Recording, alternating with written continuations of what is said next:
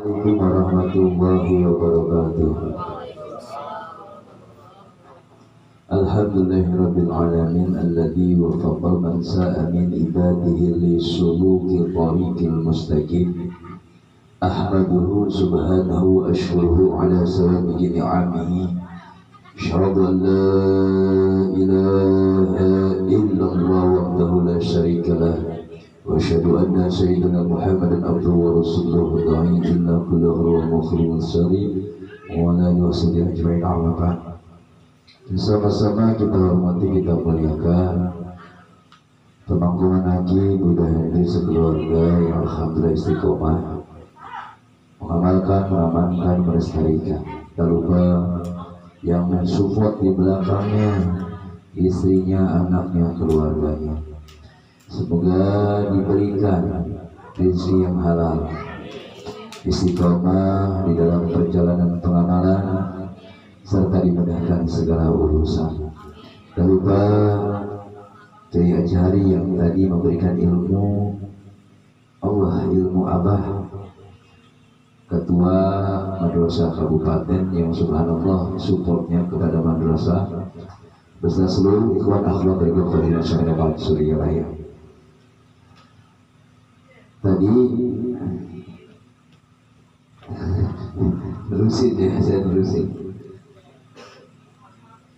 foto Rasul yang tadi dibaca sama Kiai Ajhari. Tadi katanya pas di akhirat nanti dapat apa aja Pak? Kata Kiai Ajhari, saya maaf Pak, tadi di surga dapat apa aja? Bidadari, apalah bidadari. Bukan jahe lagi Pak, didapat jahe membekas. Bidadari orisinil, dapatnya orisinil. Bidadari juga ada buat ibu-ibu, tenang. Bukan yang beginian, bukan. Ini mah perutnya dibuncit. Tenang. Jamu apa? Jamu muda. Ada lagi satu, jahe bawang. Janda heran banyak uang. Udah.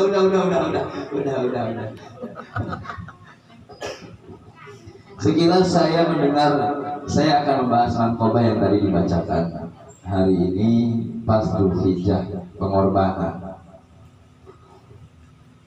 Kita kilas balik kepada Syekh Abdul Qadir Al-Jailani di saat mengikuti unta, di saat mengembalakan unta tiba-tiba nengok. Unta tiba-tiba nengok, ngomong ini bukan jalan, ini bukan jalan. Apa sih artinya? Sekilas kita tidak kepikiran bahwa unta ini menyuruh balik Syekh Abdul Qadir untuk pulang ke rumahnya hingga dia meminta izin, hingga beliau meminta izin kepada ibunya untuk menuntut ilmu. Oh, tapi ternyata ada artinya. Bukan hanya sebatas disuruh mutar balik oleh unta. Ternyata kita jangan mengikuti sifat kebinatangan. Stop. Jangan ikut binatang yang terus-terusan tanpa memakai akal. Kita manusia diberikan kelebihan lebih daripada hewan, lebih daripada jin.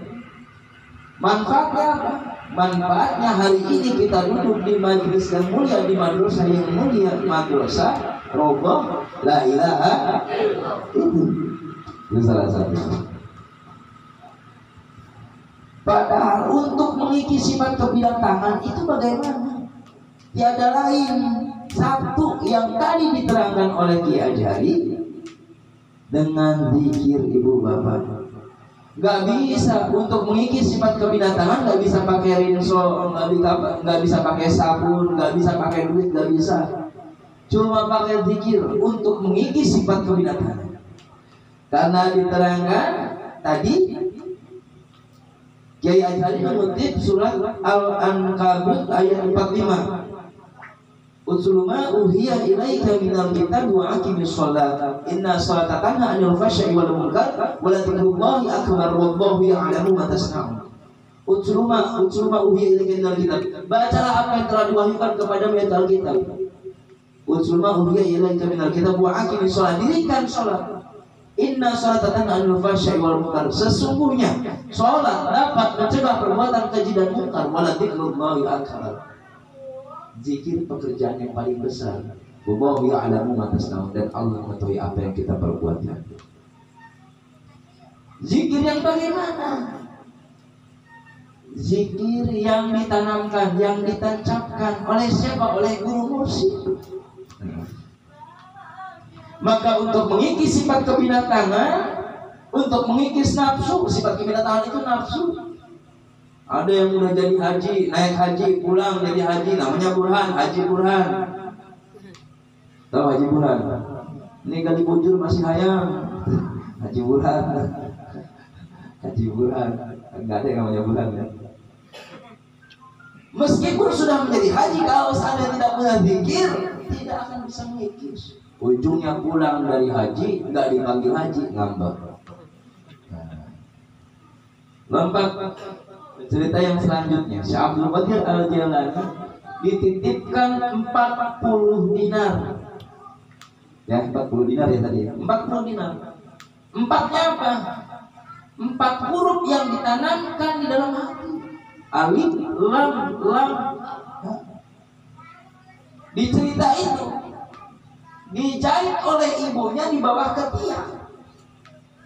40 dinar dijahit di bawah ketiak, dijahit dengan rapat.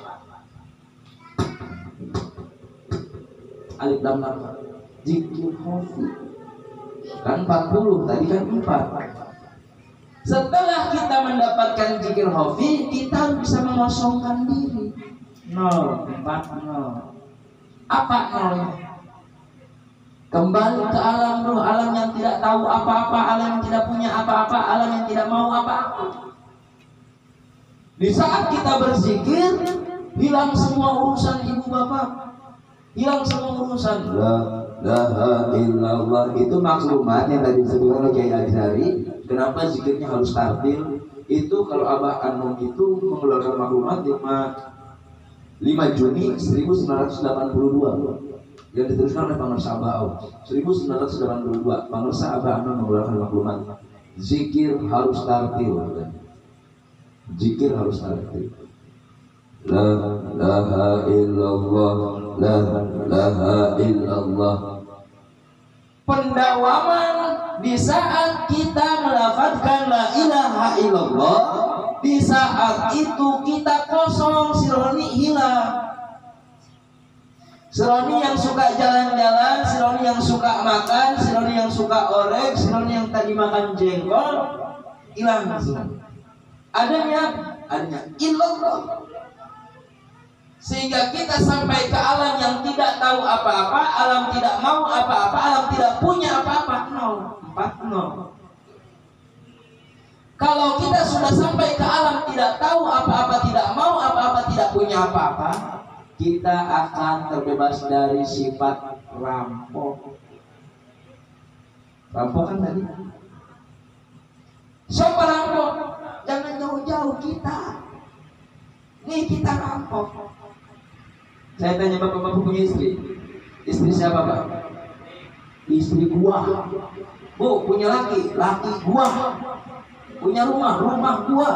Punya anak gua. Rampok kita.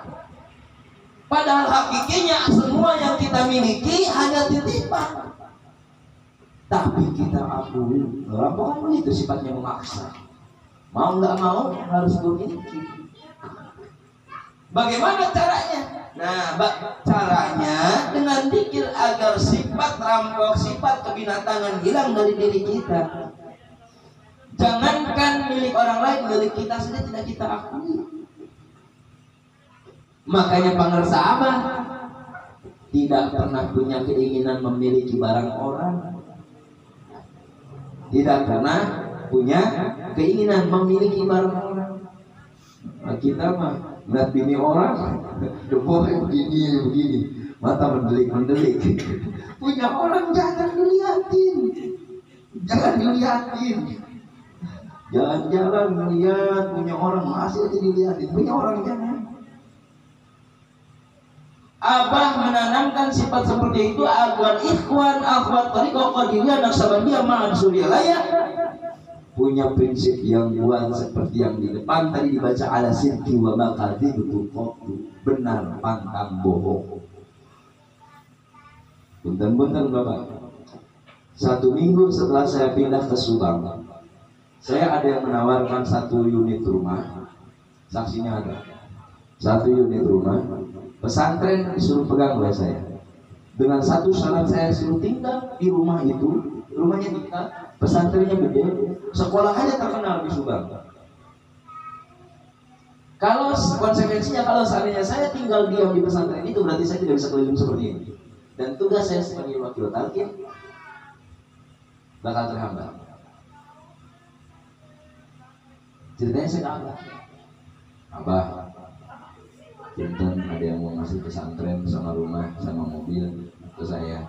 Orangnya sudah datang 4 kali ke rumah saya ngejar-ngejar. Gimana Abah? Bisa merakit? Bisa Abah. Terus bisa pergi? Diam saya suruh tinggal di pesantren Abah, ngurus. Tawakal. Kalau saya mengikuti keinginan, siapa yang nggak mau dikasih mobil, dikasih rumah, dikasih sekolah, dikasih halaman sawah luas?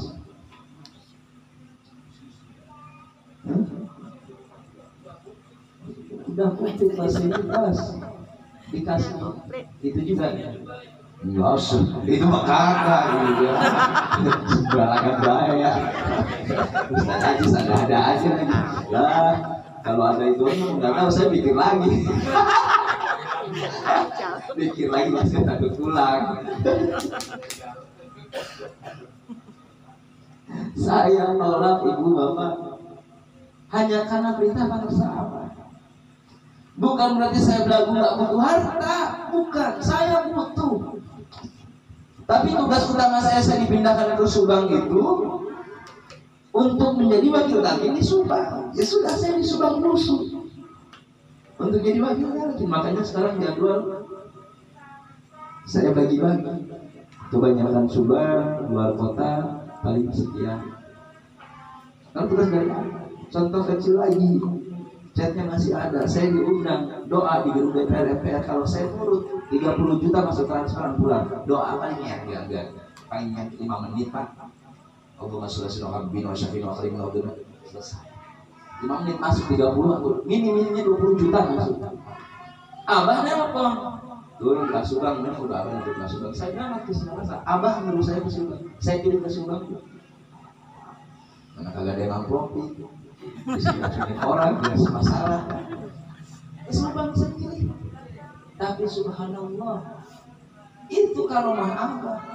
Di saat saya nolak DPR MPR, ternyata sekarang didirikan madrasah di Subang. Nggak punya duit bapak ibu saya, modal 2,5 juta. Oleh siapa? Oleh pemirsa Abah. Dikasih duit oleh pemirsa Abah. Mobil, emang beli saya? Enggak beli saya mobil. Dikasih sama pemirsa Abah. Enggak beli, jujur enggak beli. Itu enaknya ahli la ilaha illallah. Enak ente katanya. Lah gua pikir udah berdoa, kasih begini aja. Nah, begini. Yang menghijab kita untuk usul kepada Allah, apa yang tadi dikatakan oleh Kiai Ajan? Banyak keinginan, banyak minta, banyakin zikir sampai kita lupa minta. Saya nggak pernah minta sama Abah karena saya yakin tanpa minta didoakan pun Abah mendoakan saya. Saya nggak pernah bawa air kalau ke Abah, bukan berarti saya sombong. Karena saya yakin di saat saya mencium tangan Abah lebih dari air yang saya minta dari Abah. Tapi kalau masih ingin bawa air nggak apa-apa, jangan ikutin saya. Jangan ikutin saya. Itu saja. Saya datang ke Abah nggak pernah bawa air karena saya meyakini di saat saya mencium tangan Abah lebih dari air yang saya minta. Makanya di saat zikir saya nggak punya tujuan ibu bapak. Zikir itu saya nggak punya tujuan. Tujuan saya cuma satu, ilahi anta maksudi wallahu matlub yang anti mahabbataka ma'rifataka. Itu pun bukan tujuan, sebetulnya keinginan.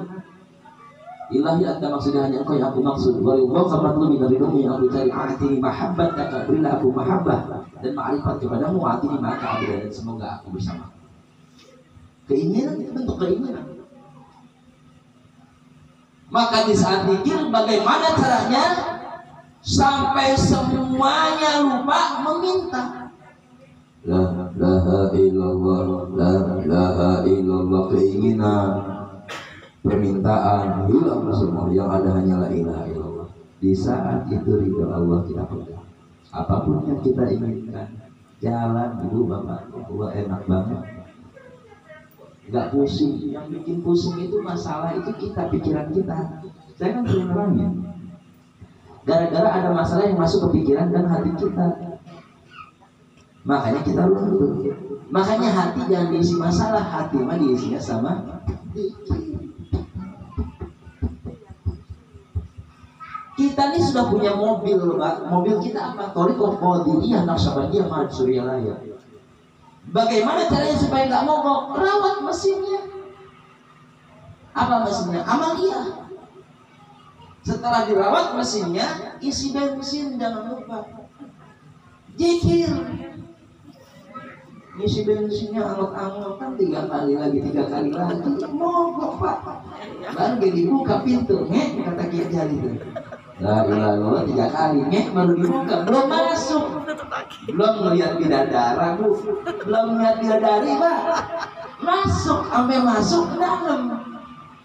Tembus. Kadang ada lagi yang zikir. Kita zikir fokusnya bukan kepada keinginan ada, fokusnya kepada karomah. Ada yang seperti itu.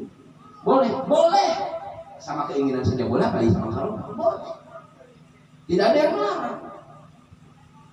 Tidak ada yang melarang dan tidak menyalahkan. Saya tidak menyalahkan. Tapi alangkah baiknya karomah abah itu didapat di saat kita kosong. Yang diisi itu yang kosong. Zikir itu mengosongkan diri, Pak, bukan mengisi diri. Pendapat yang salah di saat kita zikir, saya mau mengisi badan saya dengan zikir. Kebanyakan seperti itu. Saya mau mengisi badan saya dengan zikir. Ya Rahman, ya Rahman, ya Rahim, ya Rahim, Al-Aziz. Namanya Maha Perkasa. Diisi badan kita, bukan ngisi. Zikir itu mengosongkan diri. Kalau zikir ngisi, bukan diisi oleh zikir tersebut, tapi diisi oleh keinginan. Tapi kalau zikir mengosongkan diri, tidak ada maksud dan tujuannya. Hanya Allah tujuannya. Hanya Allah tujuannya. Sudah titik. Bahkan Allah pun bukan tujuan, hilang semua. Sampai lupa bahwa Kiai Ajari itu Kiai Ajari. Nama organisasi di jenazah sampai dituduh, difitnah, aliran sesat, ajaran sesat. Saya baca di perpustakaan Cirebon, Keraton Cirebon, dan ternyata sesi jenazah itu dibunuh oleh Wali Songo. Ada bukunya di keraton. Itu hanya bahasa la ilaha illallah, bahasa-bahasa makrifat yang memang tidak selayaknya diucapkan di depan umum. Hati-hati Pak, jangan mengakibat terpulang tetangga. La ilaha illallah, tiada Tuhan kecuali aku. Ajar kita disebut sesat. Hati-hati. Kembali lagi. Maka manfaat zikir setelah kita berzikir ada tujuannya. Yang ditulis oleh para sahabat yang dulu di buku Lautan Tanpa Tepi, sekarang di kitab Fadhailus Syukur. Ada berapa? Ada 42. Salah satunya yang seperti yang sering saya sebutkan tuh, yang pengen sakti, ada dzikr ya terus syaitan wajib minum. Dengan zikir hati, dengan zikir akan menghalangi setan masuk dari depan, belakang, kanan, kiri, atas, bawah. Pengasihan ada di situ, pakai zikir. Yang butuh pengasihan dagang, pakai zikir. Itu disebut di Fadhailus Syukur. Yang rezekinya masih gantung di langit biar turun. pakai zikir. Yang pertama harus yakin dulu Bapak Ibu. Makanya kan saya pernah menjelaskan, ditarik dari bawah pusat ubun-ubun. Latifatul akhfa yang pertama kita lewati. Latifatul akhfa itu isinya yakin, ainul yakin, hakul yakin. Makanya disimpan di pertama latifah yang dilewati oleh la ilaha. Latifatul akhfa. Yakin, ainul yakin, hakul yakin. Kalau nggak yakin, amal yang kita ke belakang nggak bakal diterima apa-apa. Abah bilang, kalau nggak yakin jangan minta. Abah bilang, kalau nggak yakin jangan minta. Makanya la ilaha illallah itu belajar yakin. La ilaha illallah. Ditancap oleh latifatul,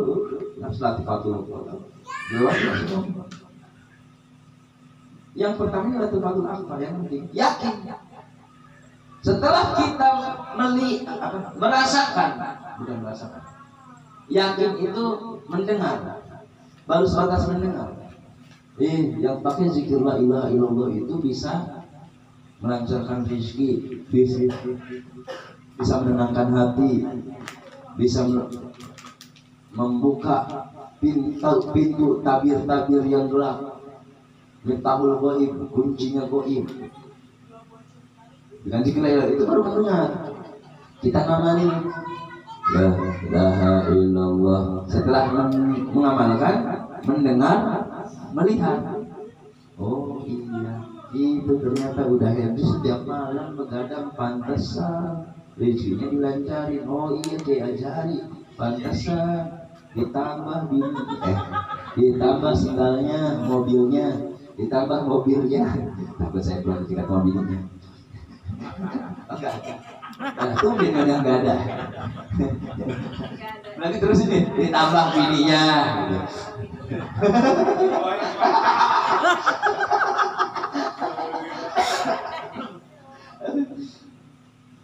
Dengan zikir la ilaha illallah. Setelah itu ainul yakin mendengar, merasakan. Baru hakul yakin, melihat, mendengar, merasakan. Hakul yakin. Sampai ke hakul yakin itu sampai merasakan. Bukan hanya melihat dan mendengar, tapi bisa merasakan. Oh iya, nikmatnya zikir la ilaha illallah ini.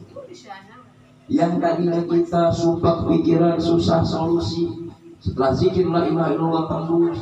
Yang disebut tauhid itu bukan yang melihat pocong, bukan. Yang bukan yang melihat kuntilanak, bukan itu. Yang disebut tauhid itu kuncinya goib, yang tadinya tersendat rezeki dibuka, dilancarkan rezekinya. Yang tadinya hidup rame mulu sama bini diademi. Itu betul goib. Kunci. Rahasia goib. Dengan la ilaha illallah pun kita bisa memastikan bahwa hidup kita selamat.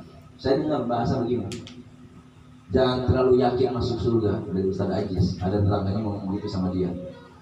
Jangan terlalu yakin masuk surga. Terus kalau lu gak yakin buat apa sholat? Kalau lu gak yakin buat apa zikir, buat apa puasa? Jangankan kita,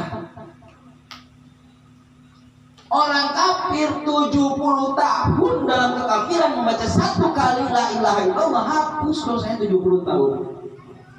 Nah, apalagi kita motorin pulang ngomelin bini, bapak-bapak di seandainya Pak pulang ngomelin bini, zikir 3 kali. Nah, 3 kali, 1 kali 4.000 dosa besar, 3 kali 12.000 dosa besar. Bini, lakinya datang, gagal nyiapin air. Bukannya dikasih pintu dikunci, tidur di luar lakinya. Dosa nggak Bu? Dosa. Zikir tuh ibu 3 kali, hapus lagi Bu. Besok yang kunci lagi Bu. Tuh mah gue bahas jahe dulu lagi di mana lagi gue. Jangan pulang. Terus kalau tobat terulang-ulang emang boleh? Tobat berulang-ulang emang boleh? Lah boleh. Boleh. Sifat manusia itu hilang. Gak ada yang lurus, cuma satu pada zamannya kursi. Kita zikir dalam waktu 1 jam pasti ada yang lupa zikirnya. Di saat kita lupa kepada Allah, di saat itu kita dosa. Di saat kita lupa kepada Allah, di saat itu kita dosa. Li'anal ghaflati anillah asabi min dukhulin nar. Lupa kepada Allah itu lebih bahaya daripada api neraka. Lebih bahaya daripada api neraka, karena sumber api neraka itu lupa kepada Allah. Karena sumber maksiat itu karena lupa kepada Allah. Sumber maksiat itu karena tidak ada Allah dalam diri kita. Kalau ada Allah dalam diri kita, tidak akan pernah melakukan maksiat, karena kita takut ada Allah dalam diri kita. Maka bersyukur kita al-dzikr bisa bilimani asmaul husna. Zikir kita adalah zikir menghimpun seluruh nama. Bapak-bapak nyuruh saya ketemu sama saya di jalan. Ada gak yang bilang, Kiai mampir ke dapur saya, Kiai mampir ke kamar saya? Pasti bilang, Kiai mampir ke rumah saya.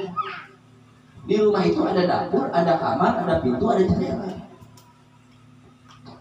Nggak bilang mampir ke jendela saya, nggak bilang. Mampirnya pasti bilang mampir ke rumah saya. Di rumah ada pintu, ada jendela, ada kamar mandi, ada kamar dapur, ada kamar tidur, ada dapur. Maksudnya apa? Di saat kita zikir pun sama. Al-dzikru ismi zami liman asmaul husna itu zikir penghimpun seluruh nama. Di saat kita zikir, di saat itu asmaul husna sudah terangkum. Ya Rahmannya sudah kepanggil, Ya Rahimnya sudah kepanggil, Al-Ajiz udah datang, alhamdulillah. Al-Qawiyu dirangkum sama zikir hati kita. Maka bersyukur kita mah sudah selamat dan pasti selamat, karena diselamatkan oleh juru selamat. Kita sudah sempurna karena disempurnakan oleh manusia yang sempurna. Bukan kita yang sempurna, tapi guru kita sempurna dan menyempurna. Alhamdulillahilladzi fadhalana ala taslimin ibadil mu'minin. Ihdinas siratal mustaqim. Assalamualaikum warahmatullahi wabarakatuh.